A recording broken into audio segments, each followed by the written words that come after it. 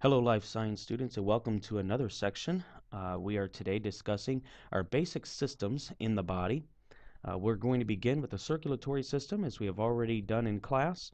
We said that all vertebrates have blood, and that blood is going to be circulating due to the pumping action of the heart. Now, plays a vital role in our body. In fact, the life of the flesh is in the blood, Leviticus tells us. Without blood, we're not going to be able to live. What is the blood doing? Well, the blood is carrying some very important things to the rest of the body, and it's a delivery system delivering some very important parts to our cells. Without the blood, the cell is not going to be able to function. When the cells begin to die, so does the animal, so do we. What is it that the blood brings to the cells? Well, it brings food. It transports some other substances, but really the big one is the oxygen and carbon dioxide exchange. And so, yes, the blood is bringing food, it's bringing some other substances, but it's transporting oxygen and carbon dioxide.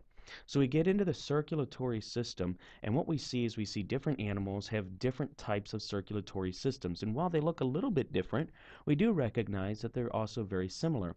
Here we have some fish with a two-chambered heart. Some animals have a three-chambered heart. And birds, mammals, people, we have a four-chambered heart.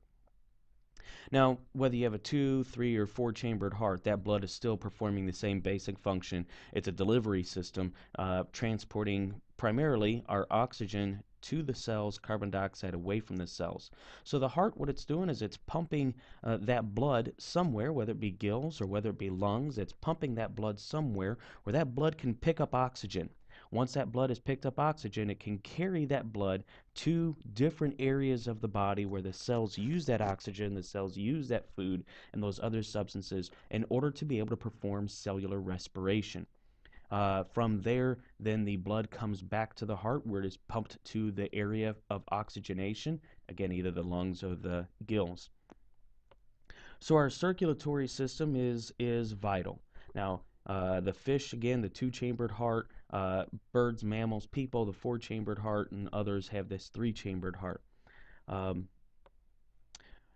Whether we have a two, three, or four-chambered heart, another thing that's very much the same is the definition of arteries or veins. You see, arteries are oxygenated, veins are bringing deoxygenated blood back to the heart, bringing deoxygenated blood back to the heart. The way I remember this, arteries away from the heart, veins back to the heart, arteries away.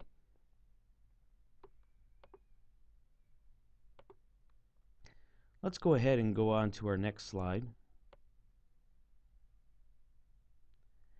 And that is, here we're looking at the gills of the fish, the gills of the fish. And this brings us into the respiratory system.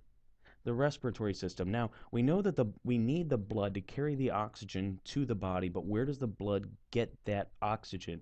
The blood picks up the oxygen in the respiratory system. Now, again, different animals are going to have different types of respiratory systems. Our fish are going to have these gills, and what happens here is that the blood comes down here right alongside the gill, and it's able to. The gill's purpose is to filter the oxygen from the water. So as the gills are filtering oxygen from the water, the blood is able to pick that oxygen up and go to the rest of the body. So we have a vein bringing blood into the gill. It becomes oxygenated, and then that blood is able to leave. The fish do not actually breathe like we do. They do not have an organ that is causing air to be pumped into the body and into the bloodstream. Rather, they're going to just be swimming, and that constant motion of swimming causes the water to rush over the gill. And as the water rushes over the gill, the water is able again to filter out that oxygen, and it picks the oxygen up and goes to the rest of the body. Now that's how the fish's respiratory system works. In other animals, we have lungs.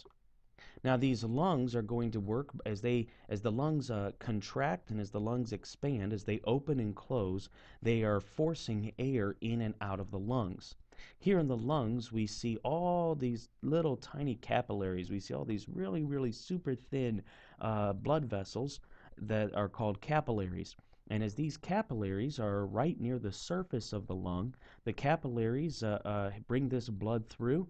And because, again, they're so thin, we see the ability for carbon dioxide to leave, and we see the ability for oxygen to come into the lungs.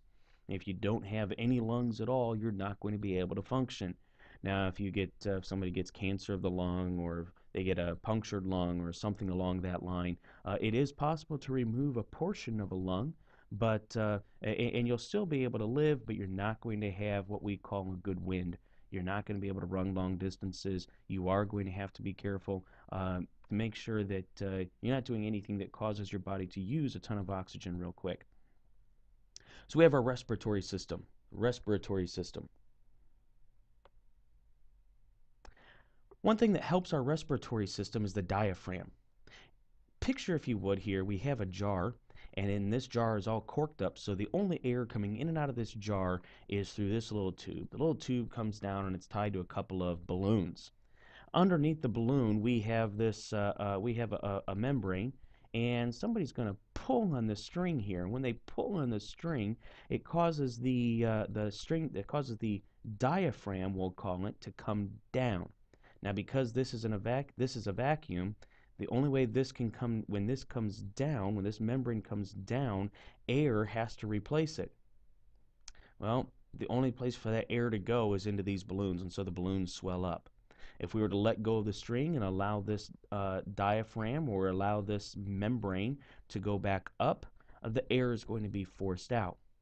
We have a diaphragm also, and that diaphragm sits just between our lungs and most of our digestive system. It's pretty much right there at the base of your lungs, right before you get to your stomach, at the base of your ribs there.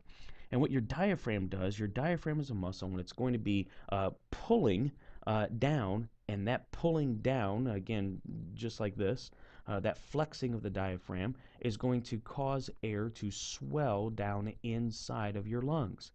You can then use your diaphragm to push the air back out of your lungs. If you've taken voice lessons, if you've done a lot of singing, you've probably heard your voice instructor tell you to sing from your diaphragm, not from your nose. Sing from your diaphragm, not from your throat. And they're telling you to force the air out of your lungs through your by contracting your diaphragm and pushing the air out of your lungs, and you get a much more pure tone when you sing that way.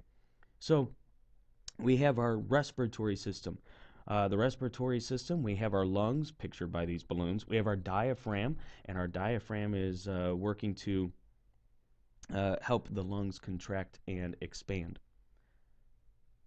That's all we'll do for today. You guys enjoy your evening.